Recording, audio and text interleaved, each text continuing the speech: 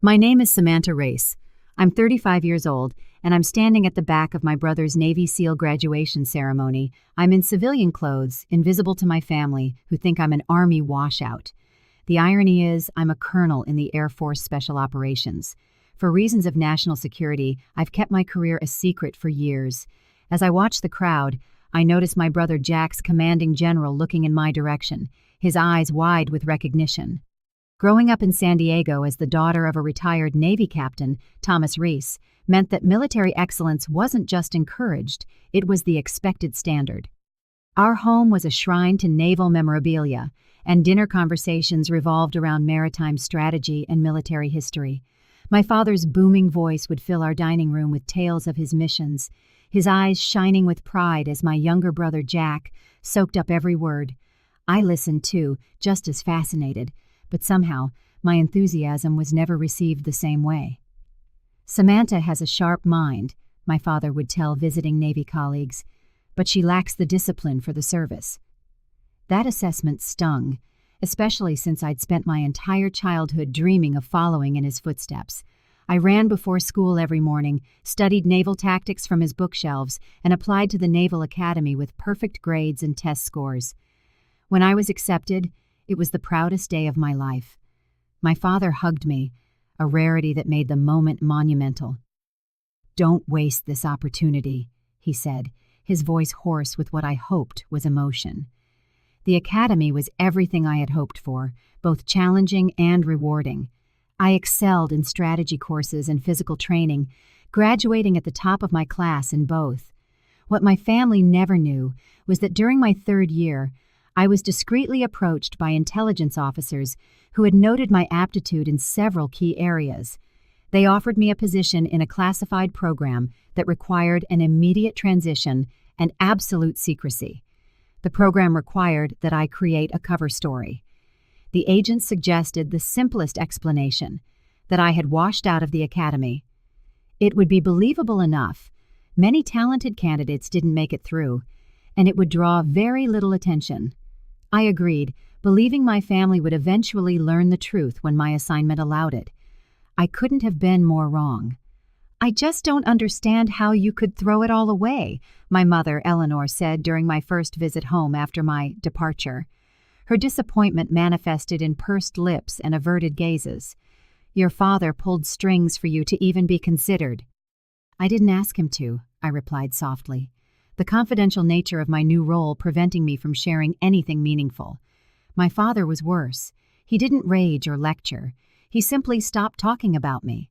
When relatives asked about his children, he would light up, speaking of Jack's accomplishments at the academy, where he was following the traditional path I had supposedly abandoned, and would change the subject when my name came up. Thanksgiving dinners became exercises in endurance. "Jack's been selected for advanced tactical training," my father would announce, carving the turkey with precision, "top of his class." "We're so proud," my mother would add, her hand on Jack's shoulder as her eyes slid past me. "It's comforting when your children find their purpose." My cousin Melanie, ever tactless, once asked directly from across the table, "So, Sam, are you still at that admin job with the insurance company?" That was the cover I maintained, a boring corporate position that discouraged further questions. "Yes," I replied, swallowing the lie along with my pride. "Still there."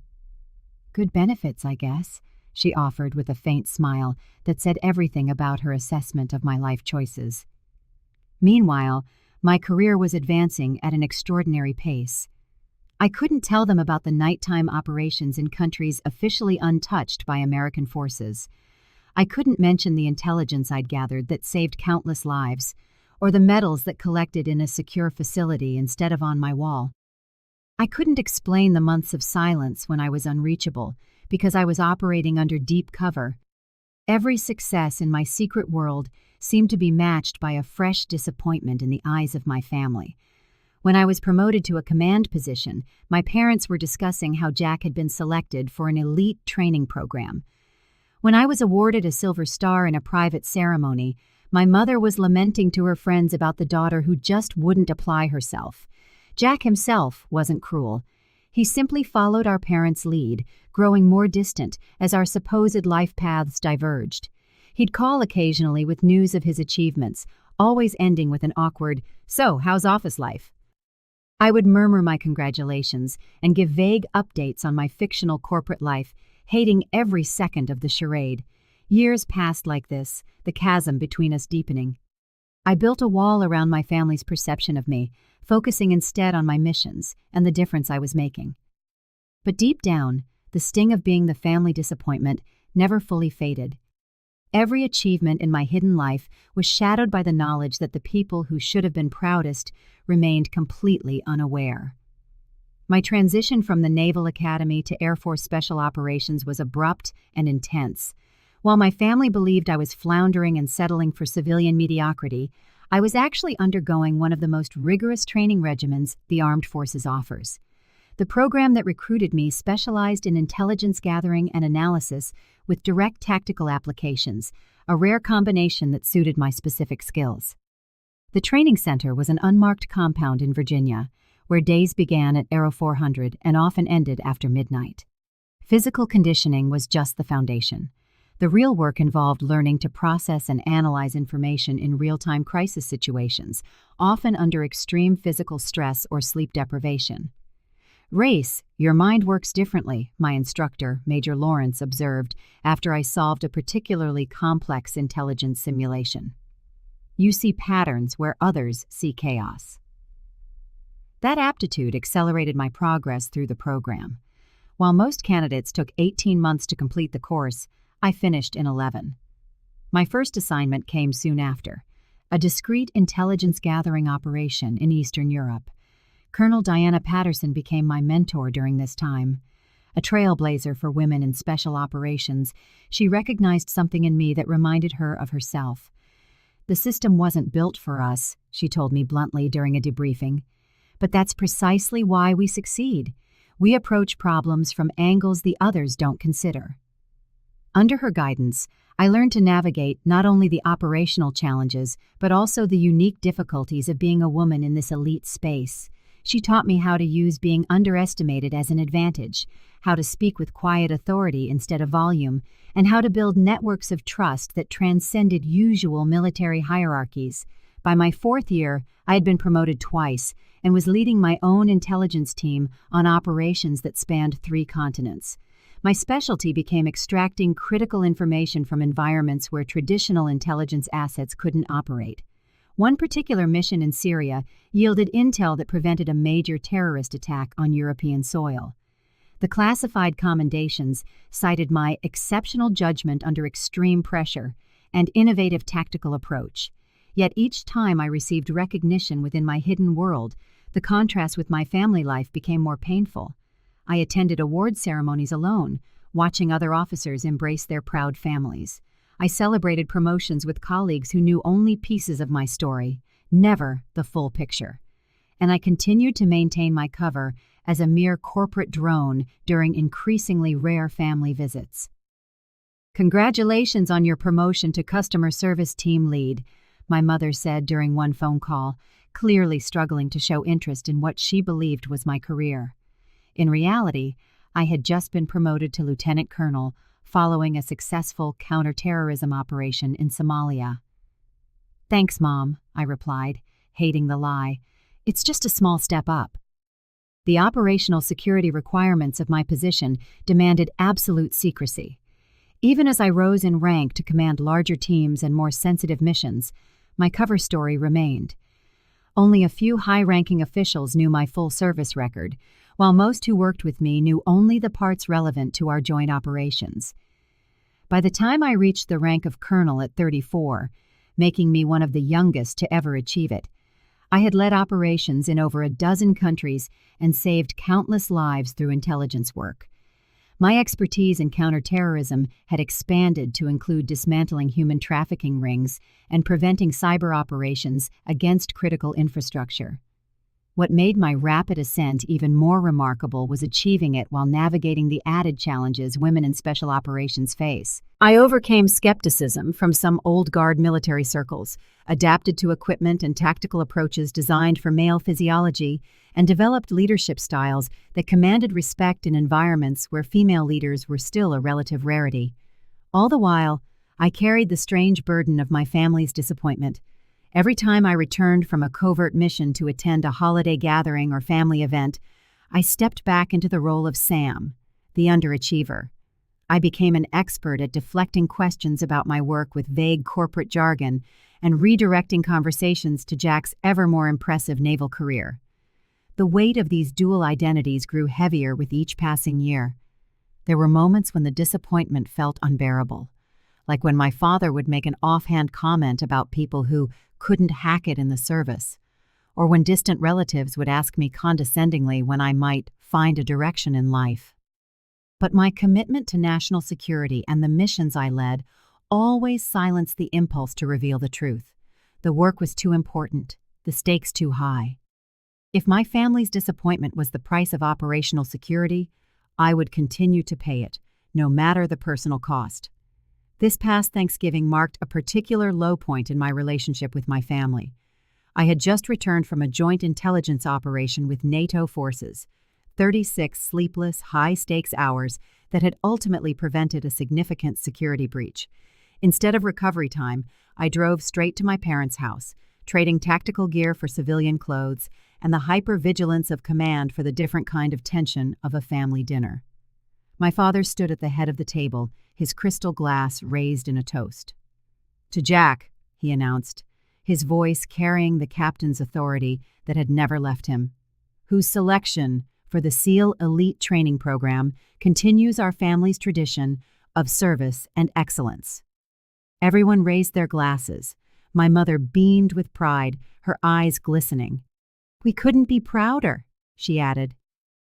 I joined the toast sincerely. Jack's achievement was significant, and despite our strained relationship, I respected his dedication. But as glasses clinked and congratulations flowed, my mother leaned over to her sister and whispered, just loud enough for me to hear, "At least one of our children is making us proud." The comment cut deep, despite years of developing a thick skin. I excused myself to the kitchen, ostensibly to help with dessert, but really to compose myself. My cousin Melanie followed me, cornering me by the refrigerator. "So, still with that insurance company?" she asked, taking a superior sip of her wine. Melanie had recently been made partner at her law firm and never missed a chance to highlight the contrast in our careers. "Something like that," I replied, focusing on arranging pie slices rather than meeting her gaze. "You know, my firm has an opening in the admin department," she offered with false generosity. "Probably pays better than what you're making. I could put in a good word." I thanked her politely, wondering how she would react if she knew I had briefed the Joint Chiefs of Staff the week before. The dinner conversation shifted to a recent military operation that had made national news, an operation I had, in fact, helped coordinate from the intelligence side. I sat in silence as my father and uncle analyzed the few details that had been publicly released, both of them confidently incorrect about how the mission had unfolded. If they had approached from the eastern perimeter, my father declared with authority, they could have avoided that initial resistance. I took a long drink of water, knowing the eastern perimeter had been deliberately avoided because of intelligence I had personally verified about hidden surveillance systems. The urge to correct him burned in my throat, but I washed it down with the water. After dinner, Jack announced his engagement to his girlfriend Allison, a Navy medical officer he'd met during his training. The family erupted in celebration. Champagne appeared, toasts multiplied, and my mother immediately began discussing wedding plans. In the midst of this joyful chaos, my secure phone vibrated with the pattern that signified the highest priority. I slipped away to the guest room to check the message. Immediate deployment orders. A situation had emerged that required my specific expertise, with an extraction scheduled in less than 3 hours. I returned to the party, pulling Jack aside to offer my sincere congratulations and explain that a work emergency required my immediate departure. His face fell into a mask of disappointment, tinged with that familiar judgment. "Seriously, Sam? It's my engagement party. What kind of insurance emergency happens on Thanksgiving night?" "I'm sorry," I said, my tone earnest, though I couldn't explain further. I wouldn't leave if it wasn't absolutely necessary. My parents reacted with the resigned disappointment I had grown accustomed to. Of course, Samantha has to go, my mother announced to our relatives, not bothering to lower her voice. Her priorities were always different. I caught my father's nod as I grabbed my coat, the subtle gesture of disapproval that had followed me since childhood. As I left, my family continued celebrating without me, while I mentally prepared for the covert operation that awaited.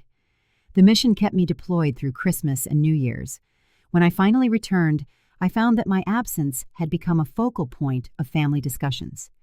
Jack's engagement party had gone on without me, and my non-attendance was interpreted as yet another piece of evidence of my disregard for the family. "Your brother was hurt," my mother informed me during a tense phone call. "After everything he's achieved, the least you could do is show up for his important moments." What she couldn't know was that during his engagement party, I was leading a critical intelligence operation that resulted in the rescue of kidnapped aid workers. The mission earned me another commendation, one that would remain in a classified file, not on my uniform. The widening chasm between my professional success and my personal failings created an increasingly unbearable tension. Every family interaction grew more strained, every disappointment more painful. As Jack's commissioning ceremony as a Navy SEAL approached, I found myself at a breaking point, torn between my duty to national security and my crumbling relationship with my family. The day of Jack's commissioning ceremony dawned bright and clear, the kind of perfect Southern California weather that seemed to mock my inner turmoil.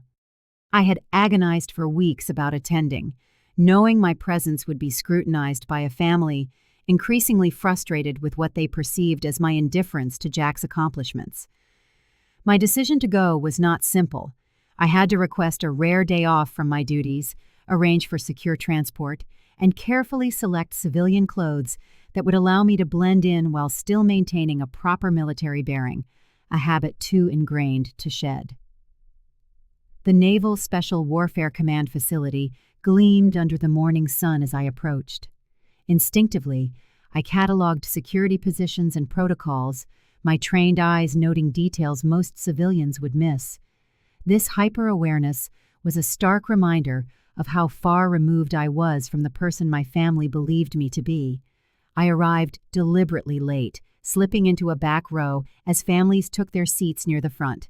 My parents held a place of honor in the family section, my father wearing his dress uniform with the pride of a Navy captain whose son was following in his distinguished path.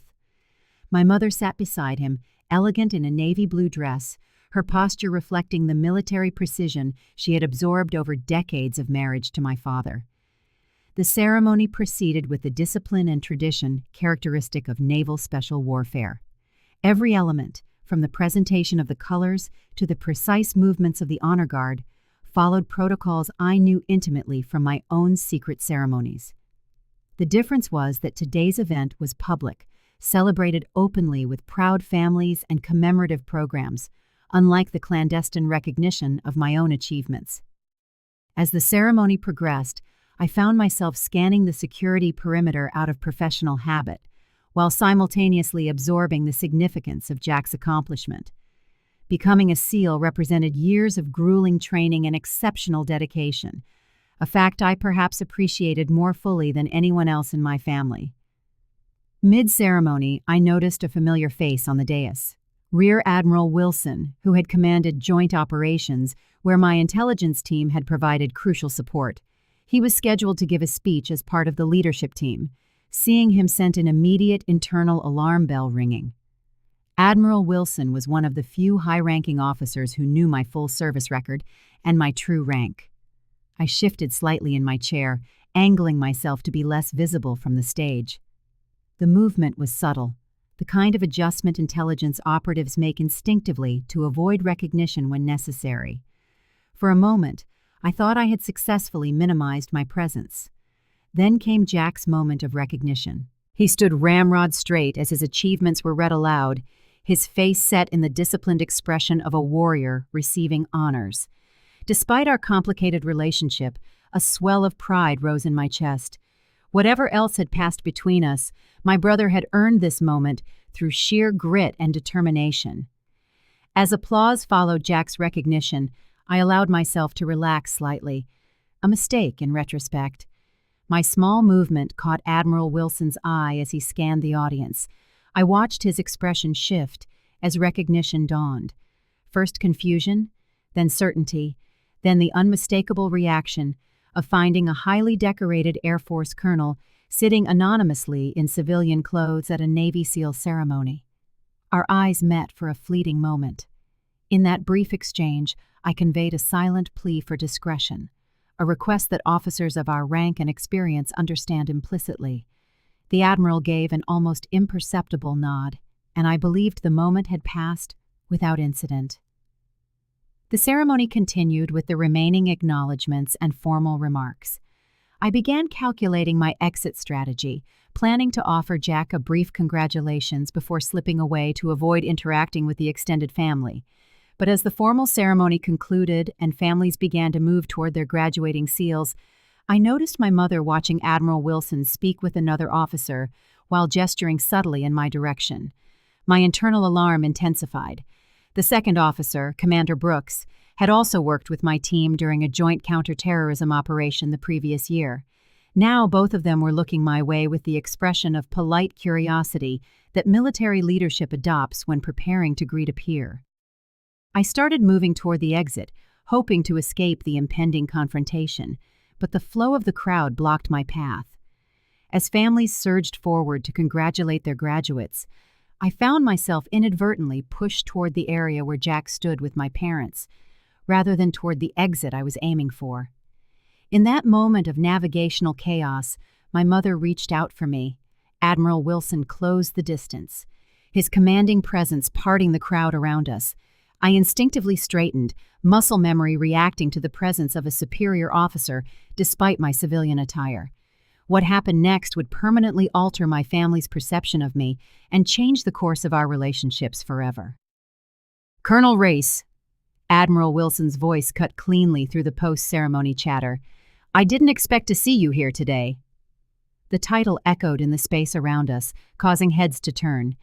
My parents, standing just a few feet away beside Jack, froze in confusion. Admiral, I replied, automatically assuming the formal posture ingrained by years of military service. Good to see you, sir. Last time was that joint op in the Gulf, wasn't it? He said, either unaware or unconcerned by the proximity of my family. Your intelligence was impeccable, as always. Saved a lot of lives. My mother brought a hand to her mouth. Jack's expression shifted from celebratory to bewildered. My father remained rigid, his brow furrowed in deepening confusion. Colonel, he finally managed, the words sounding foreign on his tongue as he directed it at me. There must be some mistake. Admiral Wilson turned, noticing my father's decorated Navy uniform for the first time. Recognition flashed across his face as he pieced the situation together. You must be Captain Reis, he acknowledged respectfully, before turning back to me with a raised eyebrow. They don't know? Before I could answer, Commander Brooks approached, extending a hand. Colonel Reis, your team's work on Operation Antares was remarkable. We've already implemented your extraction protocols across 3 divisions. The reality of my position was materializing around us like a photograph developing in solution, growing clearer with every second. My carefully maintained cover, the story of professional mediocrity I had cultivated for years, was dissolving in real time. Samantha, my mother's voice trembled with confusion. What are they talking about? Admiral Wilson assessed the situation with the quick comprehension of a seasoned commander. Captain Reis, Mrs. Reis, he addressed my parents directly. Your daughter is one of our most valuable assets in special operations. Her work in intelligence and counterterrorism has been nothing short of extraordinary. That's not possible, my father stated flatly. Samantha dropped out of the Naval Academy. She works in insurance. Air Force, not Navy, Admiral Wilson corrected gently. And with a rank that reflects exceptional service, the insurance job would be her cover, quite common in her line of work. Jack stepped forward, his new SEAL trident gleaming on his uniform. Sam, is this true? The moment of decision arrives without warning or preparation. Years of secrecy were pitted against sudden exposure, creating a disorienting pressure. But as I looked at the bewildered faces of my family, I knew that continuing the charade was no longer an option. "Yes," I confirmed simply. "It's true." My father's expression cycled through disbelief, confusion, and the first hints of a profound reassessment. "You're an Air Force colonel?" "Deputy of Special Operations Intelligence Division," I specified, the words feeling alien after years of careful avoidance. "I was recruited out of the academy directly into a Black Ops program. The dropout story was my cover." Other officers who recognized me began to drift over, creating an impromptu gathering that made the revelation increasingly public. A major from Joint Special Operations Command gave me a respectful nod. Colonel Reis's analysis changed our entire approach to the Mogadishu intervention. My mother looked physically unsteady. "All this time, when we thought—" "I couldn't tell you," I said softly. "Most of my work is classified. The cover story was a requirement, not a choice." Jack's expression had completely transformed, shifting from confusion to a dawning comprehension that only another military professional could fully grasp. "That's why you missed my engagement party." "Coordinating an extraction of exposed assets in Eastern Europe," I confirmed. "It couldn't wait, and I couldn't explain." My father, ever the sailor, had regained his composure and was processing the information with military precision. "What is your security clearance level?" "Higher than I can specify in this setting," I replied, and the answer itself confirmed more than the words contained. Around us, the crowd continued to celebrate, largely oblivious to the family drama unfolding in our small circle. But within that circle, years of misguided perception were crumbling under the weight of revealed truth. Admiral Wilson, sensing the personal nature of the moment, prepared to withdraw. "Captain Reis, you should be proud," he said. "Your daughter's service record is exceptional. The details are classified, but the value is unquestionable." He turned to me with a respectful nod. "Colonel, I'll see you at next month's Joint Operations briefing." With his departure, the protective barrier between my two worlds, consummate military officer and family disappointment, was irrevocably shattered. Standing before my family in civilian clothes, but now acknowledged as Colonel Reis, I felt exposed in a way that countless high-stakes operations never had. "Why would you let us believe you had failed?" my mother asked, the hurt plain in her voice. "It wasn't about what you believed," I explained carefully. "It was about operational security. The fewer people who knew, the safer the operations and the people involved would be." My father, processing this revelation with decades of military experience, was beginning to understand the magnitude of what had been hidden. To make colonel at your age in special operations, Jack, with his own military training, was the quickest to connect the dots. Those unexplained absences, the vague explanations, that time you showed up at Christmas with what looked like shrapnel wounds, claiming it was from a car accident. "It wasn't a car accident," I confirmed quietly. As the reality settled, I watched my family recalibrate years of perceptions and judgments. The disappointment they had carried for me, and the disappointment I had endured from them, was morphing into something else entirely, something as yet undefined, but irrevocably changed. "We have a lot to talk about," my father said finally, his voice carrying the weight of a man discovering he was wrong about a fundamental truth. "Yes," I agreed. "We do." The family dinner after Jack's ceremony took place at an upscale restaurant near the base, a celebration planned long before the day's revelations. What was meant to focus solely on Jack's achievement had now become something else entirely, the first honest family gathering of my adult life.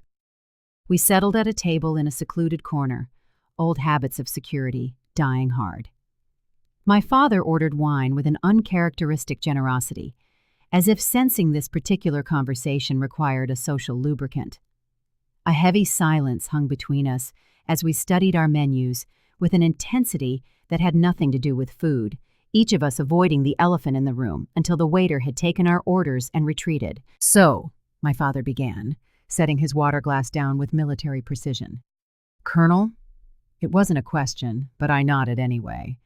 "That's a remarkably quick advancement," he continued, the career officer in him automatically calculating the timeline, "especially for someone in—" he lowered his voice. "Special operations." It was a unique path, I acknowledged. The program I was recruited into accelerates promotion schedules based on field leadership performance rather than standard time and grade requirements.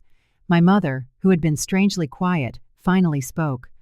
"All those times we thought you were being irresponsible or careless, disappearing from family events, being unreachable for days at a time." "I was deployed," I finished for her, "often to places I can't name, doing things I still can't discuss." Jack leaned forward, professional curiosity mixing with a kind of fraternal reevaluation. "That scar on your shoulder? From 2 Christmases ago?" "Cobra," I said simply. "Extraction went sideways." My father's face tightened. The career Navy man in him knew exactly what sideways meant. "And we were lecturing you about missing family photos," my mother whispered, horror dawning on her face. The conversation stalled as our salads arrived. Once the waiter left, my father asked the question that was clearly bothering him most. "Why the Air Force? You were Navy all through the academy." I allowed myself a small smile. Of course, that would be his first substantive question. "The program that recruited me was a joint command," I explained, "but it was administratively housed under Air Force Special Operations. The work was suited to my specific skills, regardless of the branch." "And what skills are those?" he pressed. "High-pressure intelligence analysis, pattern recognition in asymmetrical environments, asset development and management," I listed. "A few other specialties I can't detail." Jack let out a low whistle. "That's the heavy stuff, Sam." My mother was struggling to reconcile the daughter she thought she knew with this new reality. "But why didn't you tell us anything? We're your family." "Operational security," I explained gently.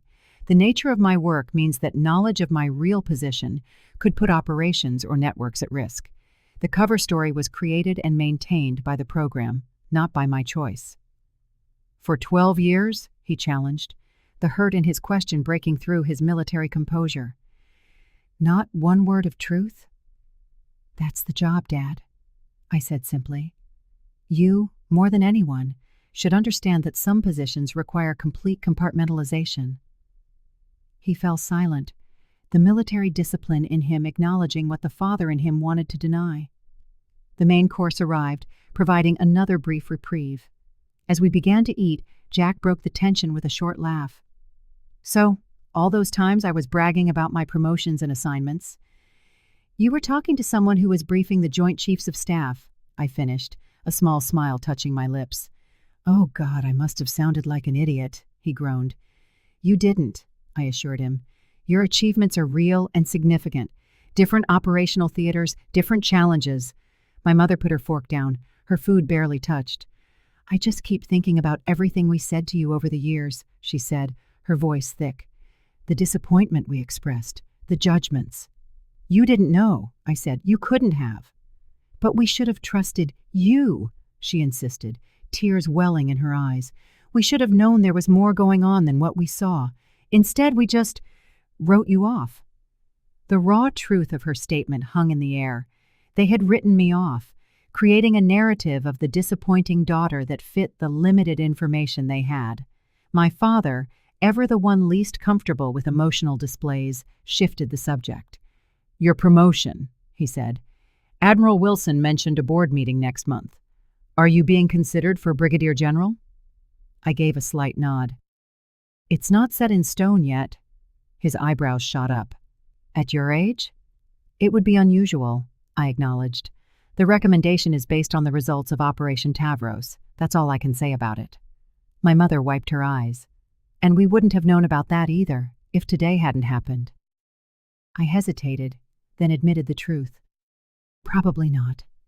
Even if you'd found out I was in the service, the specifics of my rank and position would have remained classified." The meal continued with questions I could answer, interspersed with long silences for the ones I couldn't. The boundaries of classified information remained, creating an imperfect yet vastly improved line of communication. For the first time, my family was seeing the outline of my real life, even if the details remained in shadow. After dinner, my parents invited me back to their house, a significant gesture after years of emotional distance. In the living room, my mother disappeared for a moment, returning with a dusty box. "I kept these," she said, placing it on the coffee table between us, "even when I didn't understand why you would want them." Inside were mementos from my academy days, my midshipman's cover, academic awards, photographs, items that made no sense to preserve for someone who had supposedly washed out. "A part of me never believed that story," she admitted quietly. "It didn't fit the daughter I raised, but I couldn't imagine an alternative." My father, several drinks in and hours into processing, grew reflective. "I was harder on you," he acknowledged, his military frankness now applied to personal failings. "When we thought you'd failed, I took it personally. I worried about my legacy instead of your path." "I understood why," I told him honestly, "and maintaining the cover was part of my duty, even when it was hard." "Duty," he repeated, the concept resonating deep within him, "at the cost of being known by your own family." Jack, who had been listening quietly, finally spoke up. "But things can be different now, right?" he asked. "I mean, we know the basic truth, even if the details stay classified." It was the question I'd been considering all night. "Some things can," I agreed cautiously. "You know my profession now, my general position, but most of my work will have to remain confidential. There will still be unexplained absences, questions I can't answer." "But now we'll understand what they mean," my mother said. As the evening drew to a close, my father did something unprecedented. He stood, drawing himself up as if addressing a fellow officer, and extended his hand. "Colonel Reis," he said, using my rank for the first time, "I believe I owe you my apology, and my respect." I took his hand, years of military bearing keeping the emotion in my throat from showing on my face. "Thank you, Captain," I replied. It was an imperfect start to a new chapter, one where the truth, even partially revealed, laid a foundation to heal what deception had broken. As I left my parents' house that night, I carried both the continuing weight of a soldier's necessary secrets and the new lightness of being, at last, partly known. 6 months later, I pulled up to my parents' house for another family gathering, this time for the annual 4th of July barbecue, a Reis family tradition for decades. The familiar tension that had accompanied these visits for years had been replaced by something new, a cautious optimism. As I walked up the driveway, carrying a dish I had actually prepared myself instead of the usual last-minute store-bought contribution, I saw several of my father's old Navy colleagues gathered around the grill. In previous years, I would have avoided these military-heavy gatherings, finding it especially difficult to maintain my cover among those who spoke the language. Today was different. My father saw me and straightened slightly, a new recognition in his posture. "Sam's here," he called out, the familiar name carrying a new weight. As I approached, he did something he'd never done before. He turned to his friends. "Gentlemen," he said, his voice clear and proud, "my daughter, Colonel Reis, Air Force Special Operations." The introduction, simple yet precise, was a sea change. The retired naval officers took it in with the quiet respect of men who understood exactly what the rank and the branch signified, especially for someone my age. No details were needed. The basic facts communicated volumes. My mother came out of the house, greeting me with a warmth I couldn't recall in years. As she hugged me, she whispered, "I set up a little display. Nothing classified, I promise." Curious, I followed her into my father's study, his domain, traditionally filled with memorabilia from his own decorated naval career. In one corner, she had arranged a discreet but meaningful display. My academy graduation photo, a few unclassified medals and commendations I'd been able to share, and a recent formal picture of me in uniform, taken after my promotion to Brigadier General. "Is this okay?" she asked, her voice uncertain. "I wanted to honor your service too, but I was worried about security." I examined it carefully. "It's perfect, Mom," I assured her. "Nothing here gives away any sensitive operational details." Her relief was palpable. "Good," she said. "Your father looks at it every day, you know. I think he's still getting used to it all." Back in the yard, I found Jack manning the grill beside our father. My brother's transformation was perhaps the most straightforward, one military professional recognizing another. "General," he greeted me with a grin and a deliberately casual salute. "Burger or a hot dog?" "Both," I replied, falling easily into a sibling banter that had long been absent.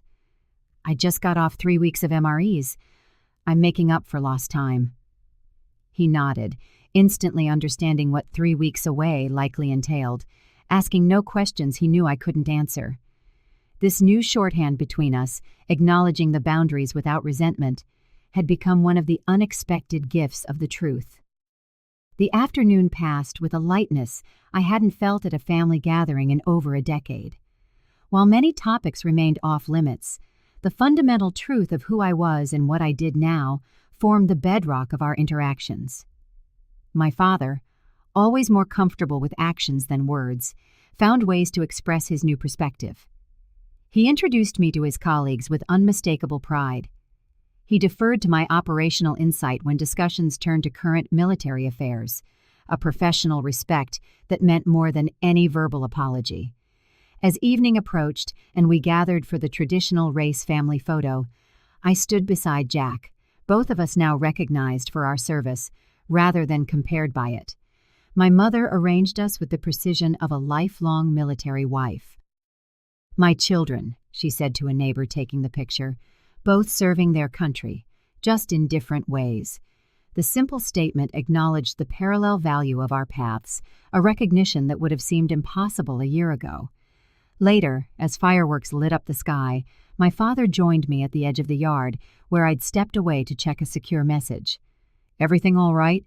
he asked, the question encompassing more than just the text. "Yes," I confirmed, pocketing the phone. "Nothing urgent." He nodded, looking up at the patriotic display rather than at me, a military man's approach to an emotional conversation. "I've been thinking," he said finally, "about what it cost you, carrying that cover story all those years, enduring our disappointment when you were actually doing my job," I finished for him as he trailed off. "That's all it was, Dad, the job I was assigned." "But the personal cost," he insisted, still watching the fireworks, "to be denied the recognition you earned, even from your own family." I thought about that, phrasing my response with the same care I applied to operational assessments. "There's a certain freedom in being judged on your work alone," I suggested, with no external expectations or family legacy influencing perceptions. In a way, starting from zero allowed me to define my own path. He absorbed that perspective thoughtfully. "Still," he said, his voice quiet but firm, "I regret the judgments we made based on incomplete information." "That's the nature of intelligence work," I replied with a faint smile. "We all operate on incomplete information. The only difference lies in whether you acknowledge it." The observation, an application of professional principles to a personal relationship, seemed to resonate with him. "A fair assessment," he acknowledged, with a nod of military precision. As we returned to the family gathering, I found myself reflecting on the strange journey of the past 6 months. The revelation at Jack's ceremony hadn't instantly mended years of misunderstanding, but it had cleared a space for something new to grow. The family that once saw me as their greatest disappointment was now navigating a recalibrated relationship, one built on partial truths, the most I could ever reveal, given my position. 2 weeks later, I stood at attention during my promotion ceremony, the stars of a brigadier general being pinned to my uniform. Unlike previous promotions, celebrated only among cleared colleagues, this one came with 3 seats in the family section, occupied by my parents and my brother. The technical details of my accomplishments remained classified in the official citation, veiled in the deliberately vague language of special operations. But the pride in my family's eyes needed no detailed explanation. They understood enough. Not everything, but enough. When the ceremony concluded and I joined them, my mother embraced me, her eyes wet with tears. "I always knew you were exceptional," she whispered. "I just never knew how." My father, ever the Navy captain, extended his hand for a formal shake before his professional composure gave way to paternal pride, and he pulled me into a brief, firm hug. "Well done, General Reis," he said, his voice gruff. "Well done." The journey from family disappointment to professional acknowledgement had been a complicated one, navigated through necessary secrets and security requirements that would never fully vanish. But standing there with my family, accepting congratulations for an achievement they could finally acknowledge, I found a sense of peace. A peace in being known only in part, imperfectly but meaningfully visible after so many years in the shadows. For anyone who has ever been misjudged or underestimated, there is a powerful lesson in this. Sometimes the truth has a way of emerging when we least expect it. And sometimes the perceptions of others are not a reflection of our reality, but simply a product of their limited information. The value you create through your work and your choices remains true, even when it goes unseen. And authenticity, even when it must be incomplete, forges connections in a way that falsehood never can. Have you ever been judged on appearances or assumptions? Or have you had to hide parts of yourself for necessary reasons? I would love to hear your stories in the comments below. And if this journey of family reconciliation and professional recognition resonated with you, please like and subscribe for more stories of resilience and unexpected revelations. Thank you for listening.